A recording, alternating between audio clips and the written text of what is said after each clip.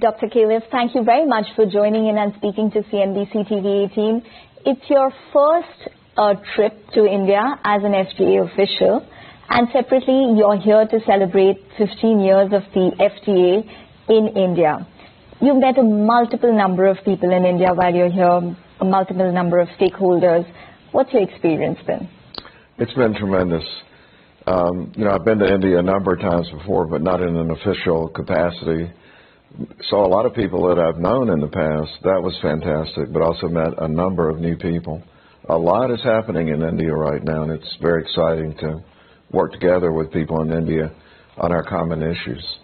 Well, one of the big things is that India is the pharmacy to the world. We have the largest number of US FDA compliant facilities outside of the US, but still we do face a lot of compliance issues. What do you think is the biggest challenge that India faces? Well, we have a market which is growing all over the world, and including your own market here in India, and so your industry is serving a lot of people with a lot of expectations. If we just look at the generic drug world in the United States, it's over 90% of our prescriptions now are generics, and India is supplying a very large proportion of those drugs, so expectations are high. Constructing a manufacturing system that delivers the goods reliably, predictably, month after month is a big challenge for anyone. And I think as parts of the Indian economy are gaining steam and picking up, more and more people are getting into the business. That creates challenges in creating those systems that we can all depend on. But what do you think would probably be the biggest challenge that we face when it comes to compliance? The reason I ask is that post-COVID-19, we've seen a surge in terms of Form 483s, OAIs, or official action indicated statuses, even import alerts. Is that only because there was a lot of pent-up inspections that needed to take place, or is there a slip in terms of compliance post-COVID-19? Well, that's a great question, and we don't really have a clear answer to that because there are several variables changing at the same time. What we do know is that we're seeing, in particular firms, issues both in manufacturing and in the clinical data that we need. Because when you make a pill, it's not just do you make the pill with the same chemicals in it, is that pill bioactive? Does it release the ingredients into our bloodstream so it has the effect? I can think about this in terms of myself. I have high blood pressure and high cholesterol, like most men my age. I'm almost 72 now, and I'm very dependent on 4 generic drugs that probably do come from India. And it's not just does the pill have the chemical in it, it's that when I take the pill, does it actually control my blood pressure? So the measurements done in people, in human studies, are also very important. We're seeing issues across the board. They're not unique to India. All countries have the same problems. This is hard work, and it's very difficult to get it right. But we have seen a flurry of issues in India that have demanded our attention. And what are those kind of issues which have demanded your attention, which are probably surfacing in India in the past 2 to 3 years? So much of reliable manufacturing and clinical studies is really designing the process correctly and then demonstrating to yourself and to others that you're doing what you said you were going to do reliably. So if you say we're going to produce a drug that has chemicals within a certain standard, then you have to show that when you actually manufacture the drug, you are falling within that standard. And it has to be done reproducibly. If you find that you're not within that standard, as painful as it may be, you have to go back and not put that drug on the market and go back and fix the problem. And so we're seeing some lapses in areas such as that. And in the clinical studies, these are difficult studies to do, and you have to measure things very carefully and just at the right time, and we're seeing some issues there also. So one of the key issues that the U.S. is facing is of drug shortages, which is at a multi-year high. How much of it is because of non-compliant facilities? Well, let's go back to the beginning here. First, I have to say this is an amazing opportunity, right? Because as our population ages in the U.S. and with 7.6 billion other people in the world, the demand for these drugs is only going to grow tremendously. So India, as a leading manufacturer, has a very bright future here. And we are seeing exemplary firms that are doing a tremendous and reliable job. But what happens is these drugs are also being sold at a very low margin. Remember, the concept behind generic drugs is you're making a copy of what was already made and sold as an innovator drug under patent protection. When the patent runs out, now you're in the generic phase. And the whole issue there is, can you reproducibly make the same drug, and then the competition is on price. And when the economics are not right, the firms may find that it's very difficult to invest in the technology and the people that they need. There's also competition for the best people. The ones who really know how to do it are valuable, just like any other aspect of life. So all of this together creates a situation where if we do an inspection and find a problem, and the company needs to stop making the drug while it fixes its issues, then a shortage occurs in the U.S. because the supply chain has not been built to be as resilient as it should be. A lot of attention on this now in the U.S. I didn't expect to spend so much of my time on this when I came back to be commissioner for the second time. But it's a really critical issue for the U.S. right now. So how exactly does India fit into that puzzle then? Because there is an expectation that there is a strengthening of supply chains when it comes to APIs formulations, which needs to be undertaken, especially post-COVID-19, in order to ensure critical supply of drugs is continuous, and something like COVID-19 doesn't impact it in the future. What is the U.S. doing? Where does India play a part? Well, first of all, the relationship with India is long-standing, but it's recently been stronger than ever. These are powerful economies with strengths that match very well and a lot of good relationships among people. And so we don't want to be totally dependent on India or any other country, but we see India as a critical part of the supply chain for the U.S. and for the world. So you'll hear in the U.S. about onshoring, bringing a lot of the manufacturing activity back to the U.S. None of us think that it should be completely brought back to the U.S. There should be an equilibrium. So, I mean, a key concept in supply chain resilience is, what if there's a tornado in the U.S. or a monsoon in India that wipes out a plant for a period of time? We need to be able to depend on relying on each other to pick up that deficit and make up for it without an interruption of supply. I mean, after all, these drugs are life-saving for many people. And as I say, I'm dependent, too, on good medication. You know, it's interesting, Dr. Califf, that you brought up that point about moving manufacturing back to the U.S., because there was a U.S. government report recently as well, which indicated that there's too much reliance of manufacturing of drugs on India and China, and that there has to be some sort of indigenous manufacturing to take place. How is the US FDA tackling that specific issue of over-reliance on India and China? India probably more. Well, one of the difficulties for us at the FDA is we don't control the economic issues, so it's much broader than the FDA. We only have a certain role to play. Our main job is to make sure that when a drug does come into the U.S. from outside, that it's safe and effective. The supply part of it, we do a lot to fix supply problems when they occur. But the question of what's the right balance is a very important one. This is being debated not so much within the U.S., but within other parts of the U.S. government. And I would just say in general, we all became overly reliant on China. I mean, China has been a growing country. They focus very much on the basic starting materials and the API, as you said. We need to see that distributed more around the world. India, I think in all of our planning, will be a dominant component of that. So it's not that we want to take it from India. What I see is the overall pie is getting bigger. India will maintain a very big part of that pie. But every country, including the U.S., should ensure that if something happens, that they have the capability, for national security reasons, of producing their own drugs.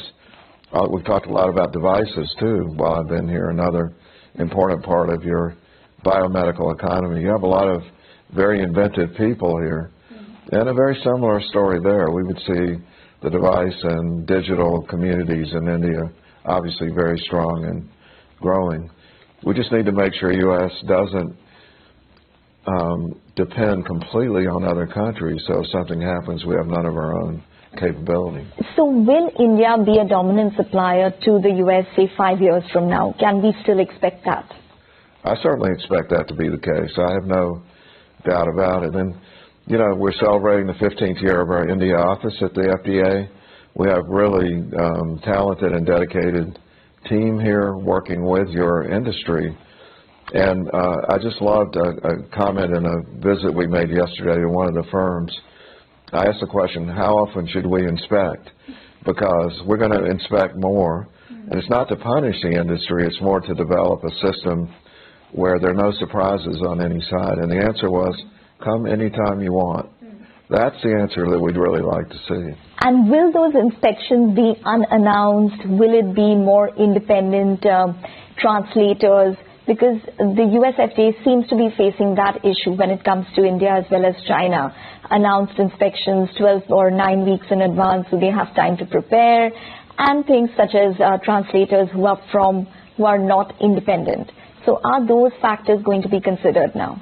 I feel like a real expert here because in my former life I've been inspected by the FDA multiple times and on the boards of companies that have undergone inspections. And I think a mixture of announced and unannounced is important, and you'll see more unannounced inspections. Because as the gentleman said yesterday in one of the Indian firms, if you're always observing good practice, it shouldn't matter when an inspector comes. It's just your normal routine being observed. And we've seen in India that there's every capability of doing this at an extraordinarily high level. Also mentioned that digital technology could be very important here because a lot of what you need to know to assure that there's high quality now is being monitored within the firms with digital technology. In the future, we should be able to plug right into that digital information and keep track of the quality as we go. Then the inspections are very focused on issues where we may have concerns or want to learn about something.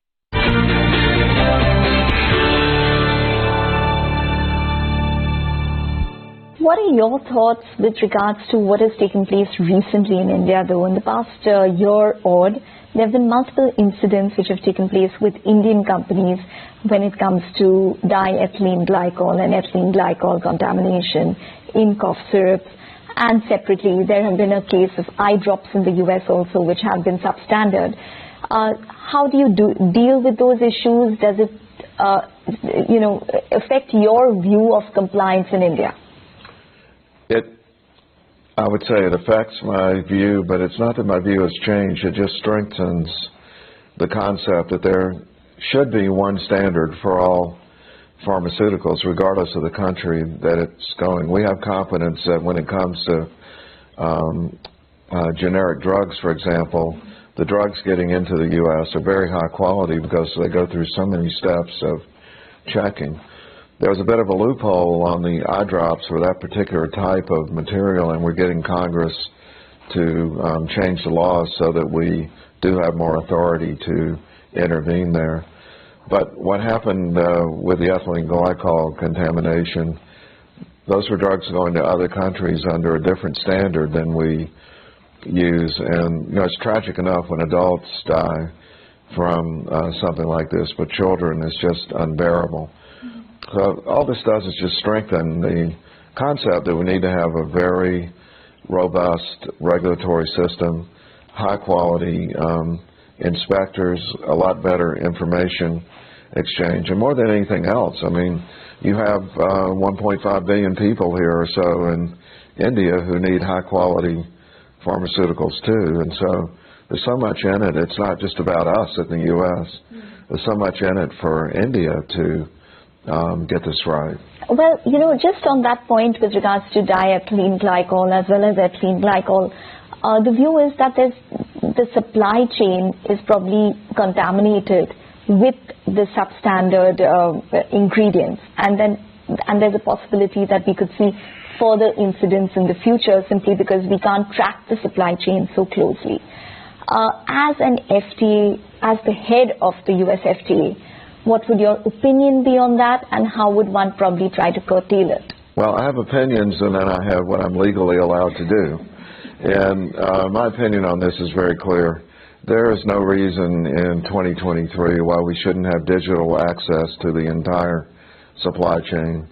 I would envision a map on a wall that's digital where you could see all the material and the amount of material as it goes from being, I remember that the starting materials for most drugs are really petrochemicals, much like you would find in other things that are made that are non-medical. But we should be able to keep track of how much there is and where it goes, and the testing that's done can be integrated with that information. This is also important because let's suppose somewhere in that node, I use the example of a tornado because a Pfizer plant that's just a few miles from where I live was hit by a tornado and took out a very large supply of generic drugs.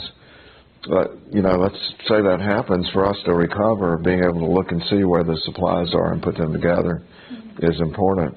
But it's also true that since these materials go through the supply chain, that if you found a root cause problem early in the supply chain, you could deal with it much more quickly in terms of where all the different aliquots of that supply have gone. Will the U.S. face a shortage because of the tornado hitting the Pfizer plant? It looks like we've averted it. And, I mean, one of the things about the FDA that I admire so much, remember, the commissioner is a political appointment and only for a short period of time. Most 18,000 people are full-time FDA employees who do this work. We have an entire team of people who do nothing but deal with the possibility of a drug shortage. And in this case, there was an immediate response. The company did a great job, and our people pitched in to make sure that we could recover as quickly as possible. If there's a shortage of one drug, there may be another that's just as good, or someone else may make it. All that involves our people at FDA and the industry working together. So we can handle this thing. In fact, we're doing it about 200 times a year now in the U.S., and then about 30 to 40 times per year a real shortage occurs. And I'm hoping that we can bring this to zero, taking into account all the things we've talked about today and fixing them. So you've met a lot of people from industry in the past in your trip to India. When it comes to compliance, do you think that there's been a formidable change which has taken place? Because one of the key issues used to be data integrity, data falsification, which a lot of Indian companies were hit by, say, maybe a couple of years ago. Is that resolved and behind us? I'd put it like this. A lot of the companies we've worked with for a long time have come up to a standard which is every bit as good as anywhere else in the world. And so we're seeing a lot of very high quality activity in the industry here in India. But you also have a lot of new people getting into the industry, and there's a significant learning curve there. And there's a real need, with your vast resources that you now have for education, there's a real need for training a large number of people who really start out with an understanding of all these disciplines that have to come together: chemistry, biology, human studies, medicine. It's a complicated set of issues where you need the whole team to be at the table in order for it to function. It's kind of like CNBC. You've got to have producers and anchors and the people rolling the film. They've all got to work together as a team, and that's what we need. So particularly for compliance, and I take your point, particularly for compliance, a lot has to do with the top-down culture from what emits from the management on the top and what goes down into the plant. Has that changed in India? Because a lot of the compliance issues you used to face was also related to the culture of the Indian people. Well, I'm almost 72. I feel like I've seen every situation, and I don't think there's anything unique about India. In other words, these problems exist everywhere. And I would react a little bit to top-down. I certainly believe that the leaders have to exude quality in their thinking and an absolute commitment to integrity. But there's also a very important bottom-up component of this. If the people who are in the workplace have a deep ethic of integrity and honesty, even if it hurts, that's also very important. So I don't think this is something that's unique to India, but there's a lot to work on here to get that balance right. And, simply put, it's something that happens in every business I've been involved in. In healthcare, I'm a doctor, and we've been through this in healthcare. What happens if someone makes a mistake? Do you cover it up, or do you talk about it and then fix the problem so that it doesn't occur again? And in a company, if there's a manufacturing problem, sometimes that puts severe strain on the finances of the company. And in every business, there's a tendency, if the bosses don't say, we have to be honest here, the workers are in a very difficult situation of speaking out, which is threatening their jobs. And so, again, not unique to India, but it's definitely an issue here, and I think it has gotten better. We've met with your leaders, not just your government officials, but your industry leaders while we've been here. One thing we want to do from our FDA perspective is reward the people who do display this commitment to integrity and quality. It's one thing to make a pill one time that is good, but to make a pill continuously over time that's always good means that you have to have things in place in your company, and the management and the expectations and the education of employees. We saw one yesterday where a number of employees have gone and gotten PhDs at the expense of the company. That's a wonderful component that we should all aspire to have in place. But while India has been the front leader when it comes to generics, we haven't really been able to make inroads when it comes to R&D as well as innovative drugs. Do you think that would probably be the next leg of growth based on what you've seen?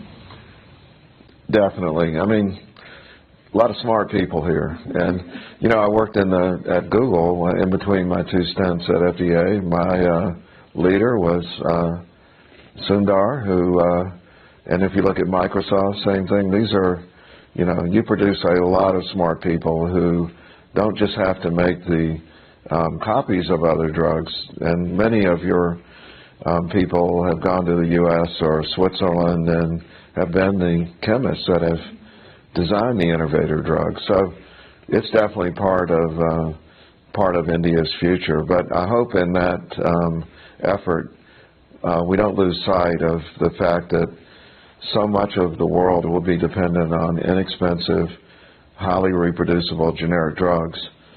The common diseases that are causing most of the death and disability in the world, heart disease, diabetes, cancer, neurologic disease at the end of life.